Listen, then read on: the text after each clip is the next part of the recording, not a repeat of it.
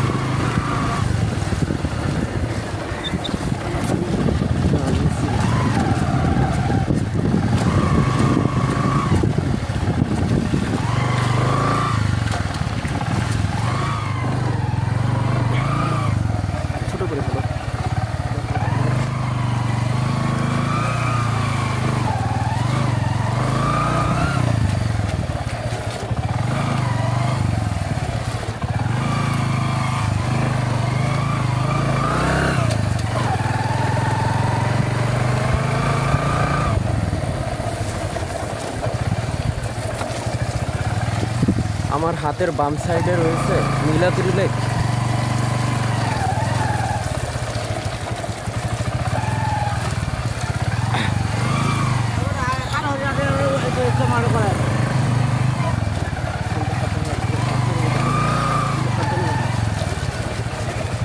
করবে না।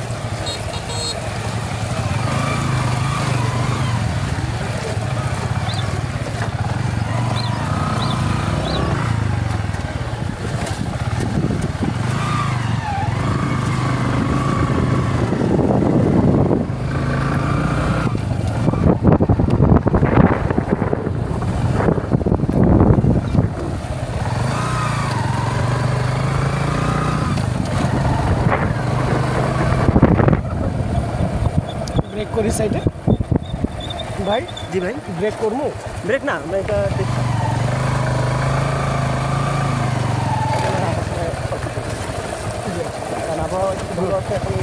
না, এখনো তো বহুত সময় আছে ঘোরাঘুরি করার জন্য। কেবল তো সকাল।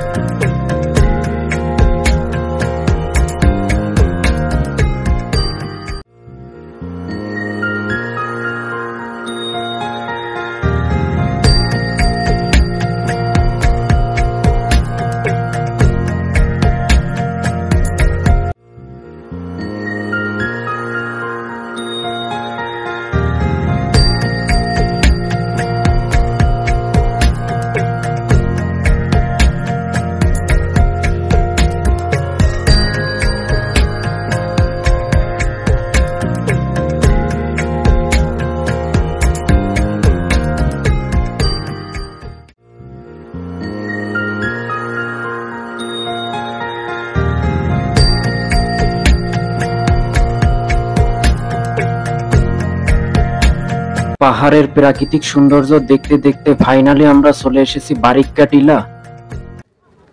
জাদুকাটা নদী বাংলাদেশ ও ভারতের একটি আন্তঃসীমান্ত নদী। এই জাদুকাটা নদী সুনামগঞ্জ জেলার উত্তর পূর্বাঞ্চলের মধ্য দিয়ে প্রবাহিত হয়। বারিক্কা টিলা বা বারিক টিলা নামেও পরিচিত টিলার উপর থেকে মেঘালয়ের খাসিয়া পাহাড় দেখা যায়। বারিক্কা টিলার প্রায় 40টি আদিবাসী পরিবার বাস করে। সবুজে পরিপূর্ণ টিলার মধ্য দিয়ে টেকের ঘাট যাবার রাস্তা নির্মিত হয়েছে। বারিক টিলার পাশ দিয়ে বয়ে গেছে ভারতের খাসিয়া পাহাড় থেকে আসা জাদুকাটা নদী। বর্ষায় জাদুকাটা নদী বেয়ে ভারত হতে বাংলাদেশে প্রচুর বালু ও পাথর আসে। তখন এখানে বালু ও পাথর তোলার কর্মব্যস্ততা বিশেষভাবে আকৃষ্ট করে। বারিক টিলা থেকে 40 মিনিটের পথ পাড়ি দিলেই বড়ছড়া চারাগাঁও শুল্ক স্থল বন্দর। বারিক টিলার উপর থেকে জাদুকাটা নদীর দিকে তাকালে যে নৈসর্গিক দৃশ্য চোখে পড়ে তার রেশ নাগরিক জীবনের ক্লান্তি নিমেষে মুছে ফেলার জন্য যথেষ্ট। ক্যাম্পিং করার জন্য বারিক্কা টিলা আদর্শ জায়গা। এখান থেকে সূর্যোদয়ের সুন্দর দৃশ্য দেখা যায়। বারিক্কা টিলায় দুটি মিষ্টি পানির ছড়া রয়েছে। সাধারণত বর্ষাকাল ছাড়া এই ছড়া দুটিতে তেমন পানি থাকে না। বারিক্কা টিলায় বসবাসকারী স্থানীয় লোকেরা এই ছড়ার পানি ব্যবহার করে থাকে। অপেক্ষাকৃত বড় ছড়াটির অবস্থান তাহিরপুরের দিকে যেতে হাতের বাম পাশে। এই ঝিরি দুইটা দেখতে চাইলে কিছুটা ট্রেকিং করে যেতে হবে, আর পথ চিনতে স্থানীয় যে কাউকে বললে দেখিয়ে দেবে।